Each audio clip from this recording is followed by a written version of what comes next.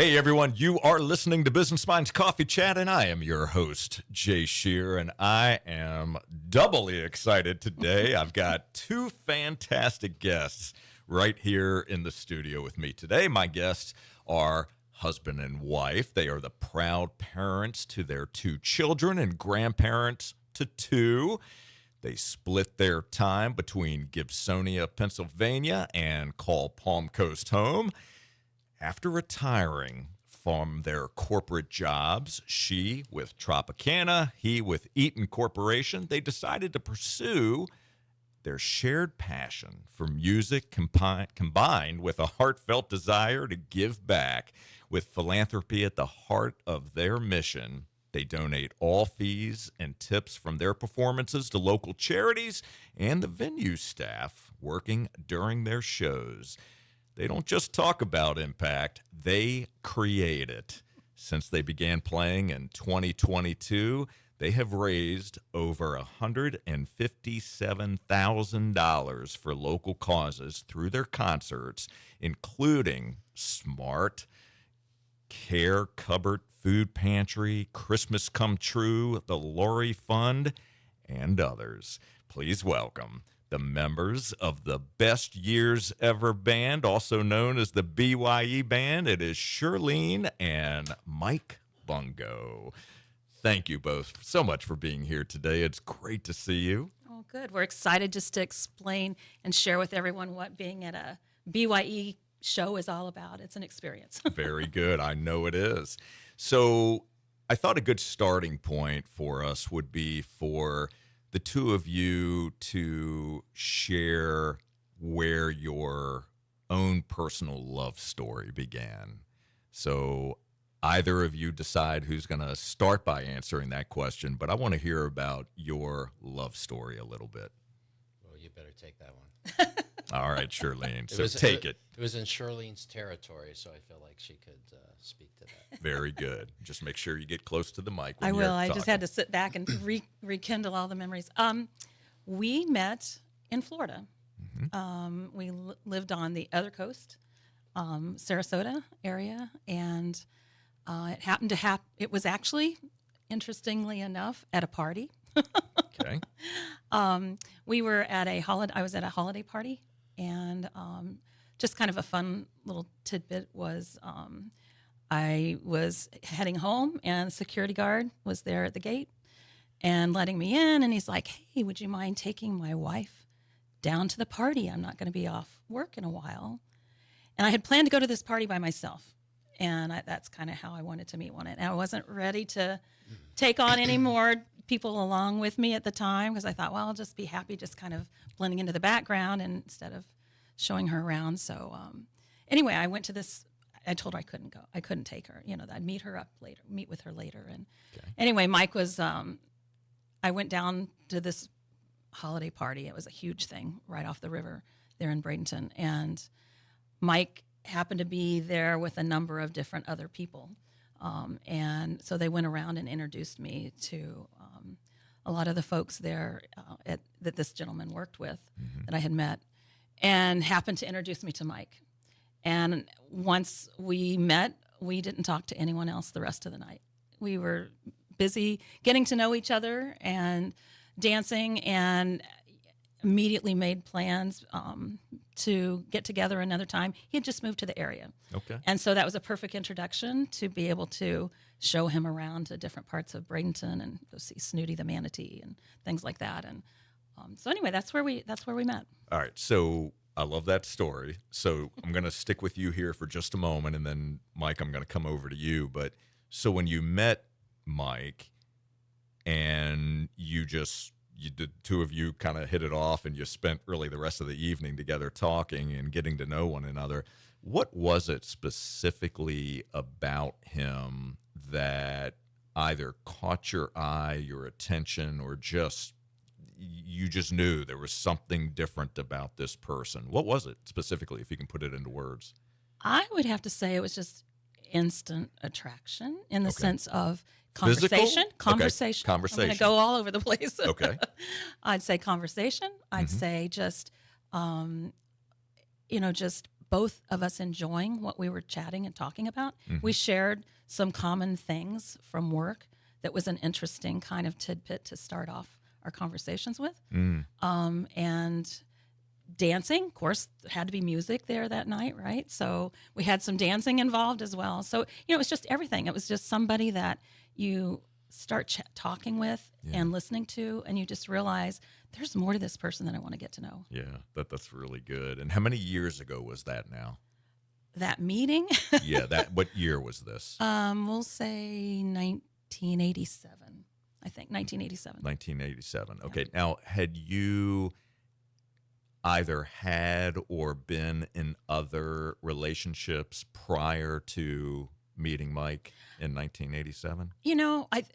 I think yes, everyone at that age have had other relationships and experiences. Mike was just somebody different. He was just someone different. All right, Mike. I'm bringing the mic over to you now. Right, so let's clarify all of this. So what's your story? here's what I want to hear from you. So you just heard Shirlene's version of how the two of you met. And obviously there's always more than one side of a story, right? So when you first met Scherlene, what was your impression? You heard hers. What was your impression, and what attracted you to Scherlene? Right. Well, I'm going to just give a little bit of a backdrop here. You asked her a question about what stood out or what she noticed, et cetera. Mm-hmm.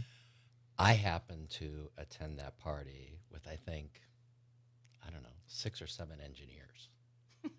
And I'm not an engineer. So I had a distinct advantage right off the bat, right there. So I was going to stand true. out no matter what. I didn't even have to try.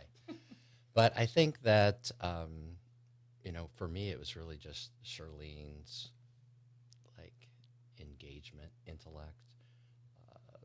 When you go out to parties, or I was, in my early 30s, by then you sort of have seen it all. And it's a rare opportunity, or it's a rare condition, it's a rare circumstance where you meet someone, you go, oh, okay, yeah, I'm super lucky here to be able to engage with someone that's going to talk about all kinds of stuff and do it comfortably. And it's sort of then you go, okay, I have to be in my game here. Mm-hmm.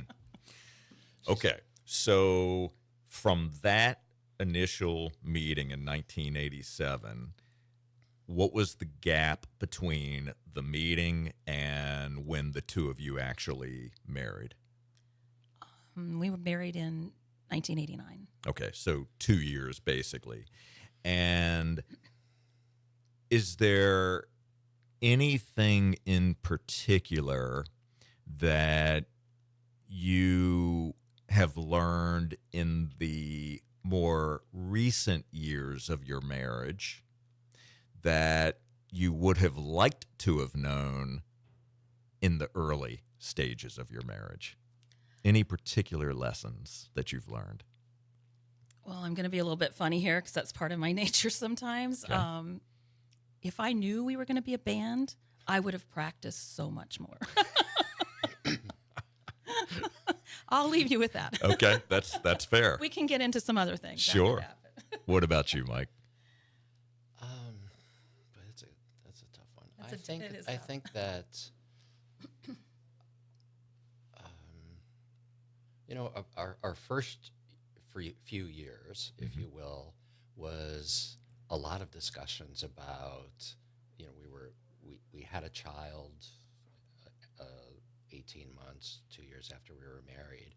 And then it was really like, how are we going to do this? Scherlene had a big job.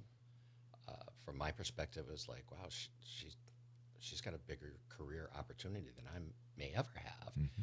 And so if I would have known how our life ended up, I probably wouldn't have been so, I don't want to say concerned, but interested in it, like how are we going to do this with our careers? Because at that point in time, we talked about that.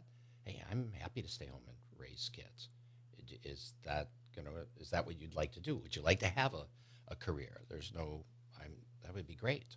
And so we talked about that for a while. Had we known, in retrospect, how it would go, that was we didn't need to even discuss that. We could have just sort of had some confidence in what was going to unfold, and that would have been that. I really appreciate the fact, though, that you did have some of those difficult conversations, and maybe it wasn't difficult at the time, but you talk about things that are these are life decisions that you're making, right? They're big, big decisions to think about.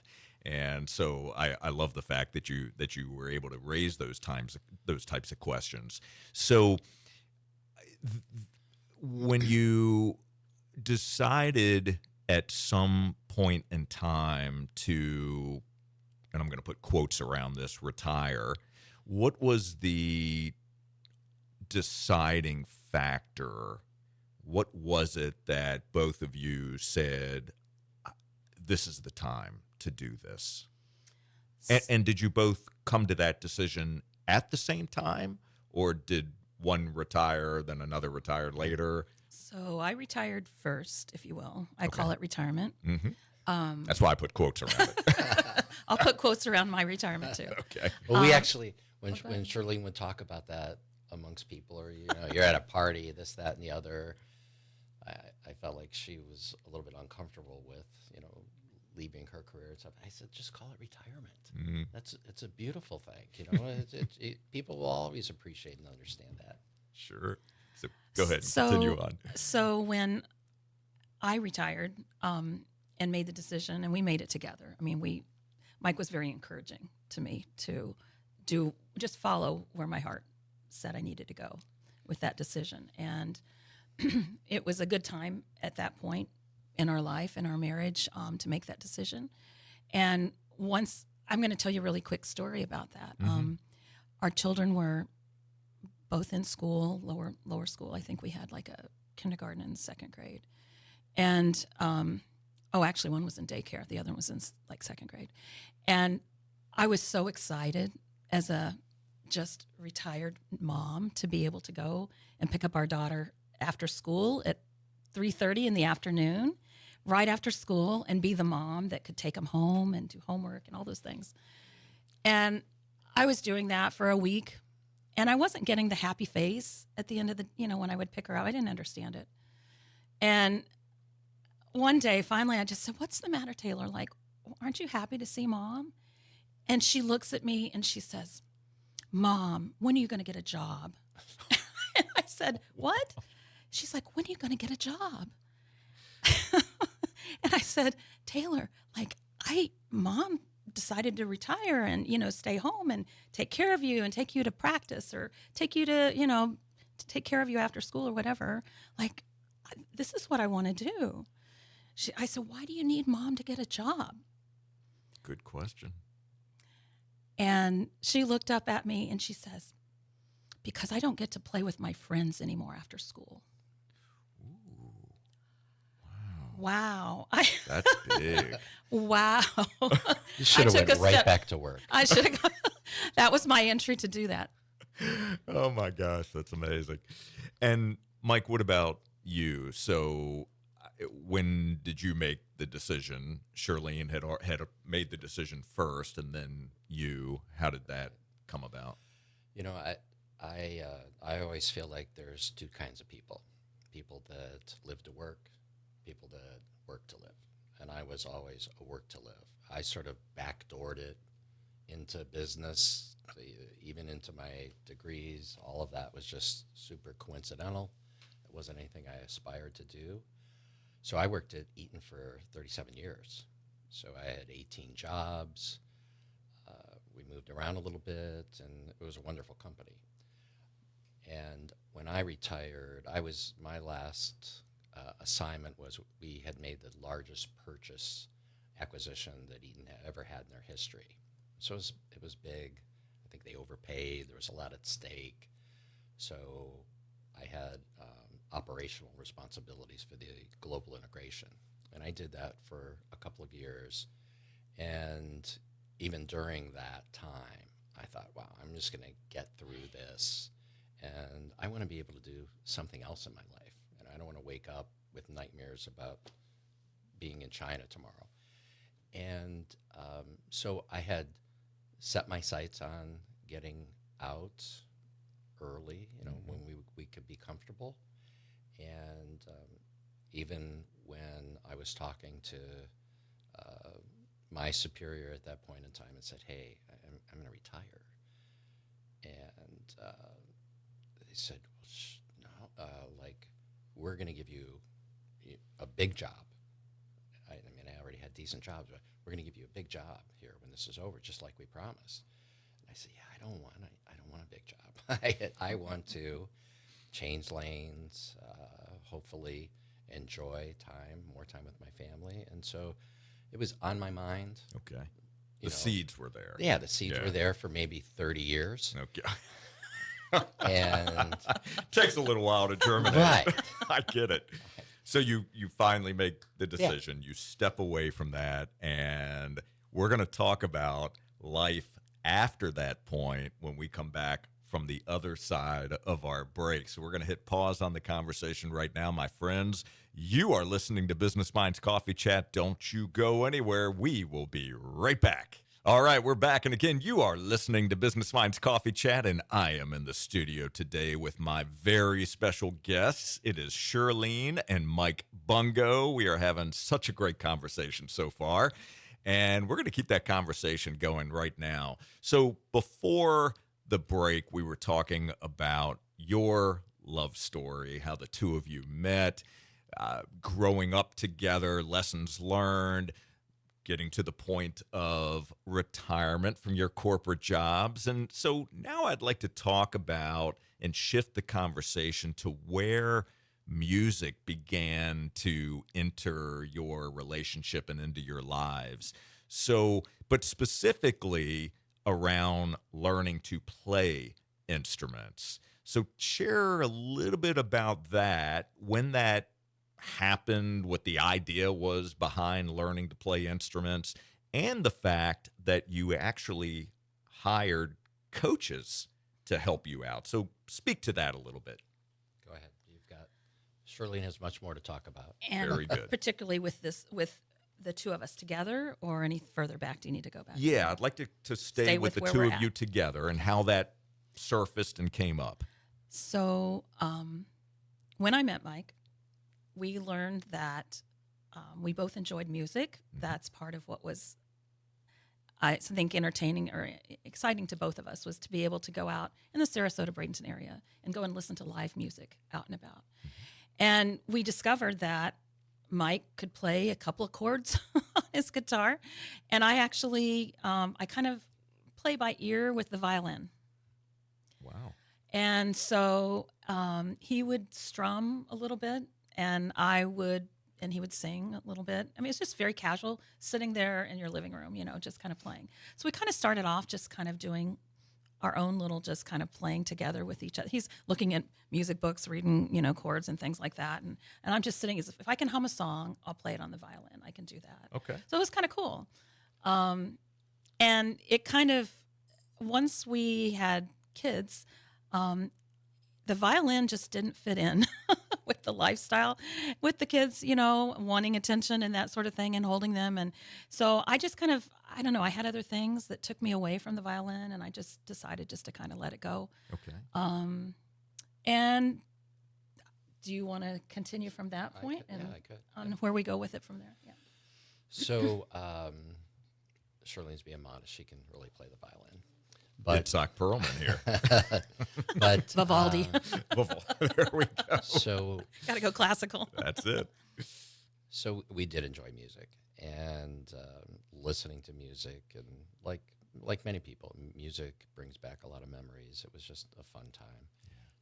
And so maybe 10 or 12 years ago, I bought Shirlene a keyboard for Christmas. She had never played. And I thought, okay, like a keyboard and a guitar, that's got some prospects to make our little family jams more fun. And shortly after that, Shirlene knew of it was like a adults School of Rock kind School of of thing. Rock, Yeah. yeah. And we found this gentleman whose name is Alex Robertson. He's a director at a theater group, conservatory in Pittsburgh, Mm-hmm. and we hired him. And Alex would come to our house 2 days a week, give Charlene an hour of keyboard lessons. After a couple of years, I gave him 10 songs. And I said, hey, help us arrange these 10 songs so that we could play together. And we did that, and we played for 4 or 5 people. Okay. Occasionally some In a neighbors basement. in our basement. Occasionally some neighbors, mostly our kids. And that's our kids call it the Bungo Family Jam Sessions. So we would do that, Friday, Saturday night, whatever. And, fast forward 5 years, I get a call, and one of our friends had entered us in a talent show. Unbeknownst to you. Unbeknownst. This woman calls me, says, hey, I hear you guys have a band. We're having this talent show. I'm going, holy moly. We'd like to see if you'd play. So we said, oh, okay, well, we'll think about it. We talked to our music coach. He goes, oh, yeah, you can do it. Yeah, I think he had 5 minutes. And we had 2 or 3 months to practice. So we put together a 4-decade, 4-genre kind of medley. We worked all summer. We worked all summer on that song. Oh, she calls me back. She calls me, or I call her back and say, yeah, we're going to do it. And she goes, oh, great. We're going to put you in the program. What's the name of your band? I said, oh, call me back in a week. And that's when we came up with Best Years Ever. And we thought, wow, this kind of fits. This is fun. We had no idea where it was going to go at that point, but I liked the name. We liked the name. So was this like a brainstorming effort to? We brainstormed, but I'm going to give Mike all the credit on the name. Okay. That has been his legacy. I mean, to be able to come up with that name. We all gave different suggestions, but Yeah. he's really the mastermind behind that. Our Okay. kids gave us, we were over. We Okay, do this stop, with naming stop, dogs, with right. all kind of things. We had too many. So we go to this show. There's 485 people there. Wow. We had never played in front of more than 6. We're In the our f- basement, yeah. In we're the basement. in our basement. Yeah. We're the first act. First. It's like, holy moly. And, it went well. People came up afterwards and said, hey, where do you guys play? We said, we've never played. Like, this is our first time. That's so crazy. And then, because we had such fun and we got a very nice reception, unexpected, that made us feel good, we started to go around town. We went to live music 4 or 5 nights a week to see, hey, is this something that, someday that we could do? Is it possible? And again, went around, listened to people. There's some outstanding musicians out there. I mean, just terrific. You can't imagine. You go, wow, why doesn't that person, why aren't they doing this professionally somewhere in Nashville? And talked to our coach. He said, yeah, you can do it. And then we realized to play at a bar or a restaurant for 3 hours, you need 40 songs. So we need to start learning some new material. Right. And it took us 2 years to, in our mind, sort of like master 40 songs. Okay. And, we started playing. We got a gig. We had a friend who got us a show. Our first show ever was at European Village. We still have, pictures of the check. All of our friends came, and we made a donation that night. And from there, it just, first year we had 6 shows, and then it got to be more and more, and then it became really our life. So let me ask you this. From that first show where you were able to raise money and made your first donation, had you already decided, or did you decide that night that this is the direction we're going to take, in that everything that we raise, all of our fees, tips, everything is going to be donated? Yeah, we knew that once we said we're going to do this. Okay. That was a commitment. Okay.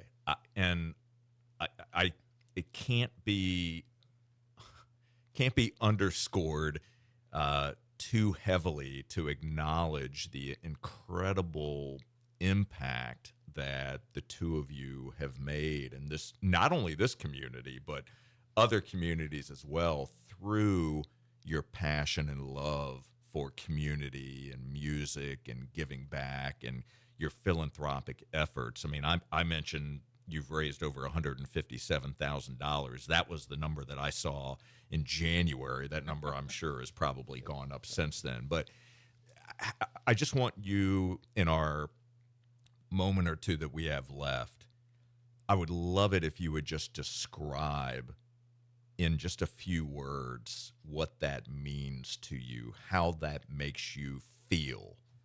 You take it first, Shirlene. I think it touches us very deeply. I mean, I'm going to speak for Mike a little bit too on this. It touches us very deeply in our hearts that we can provide and give space to such coming together of our community in a number of different ways, whether it's meeting new people and meeting new venues that we work with in terms of developing, a relationship with them that then provides that platform for a charity to be able to come up and speak for a few minutes at our show and talk about what they're all about. And then for us to be able to present a check to them from all of the generous fans that we have, from ourselves, to then provide that back into the community. It's a very heartwarming experience to be a part of. And I think everyone that comes to our shows feels that same experience. I can speak from personal experience. That is absolutely the case. And Mike, you echo those words? Yes, I think that, the charities are always incredibly worthy, all of them. And generally, we are supporting grassroots efforts. So these are volunteers. They're working hard to do something good for the community. And we're a partner with the venue. Yeah. And the thing that has been just the most striking, or all of our stories are really about the people at the shows. Like, we have so many stories of people that have followed us to other states, or recently we get good crowds where we see someone, they can't find a seat, but they've seen someone else who has been at our show, and they sit down together, and now they're friends. Again, building community. It's amazing. So I just want all of you who are listening to our voices, who can see us right now, do yourself a favor. Make sure you go check out byeband.com. It is byeband.com. Check them out. Make sure you look at their schedule of events and go see them live and be part of the experience, be part of the impact that they're helping to create for so many incredible, worthy organizations.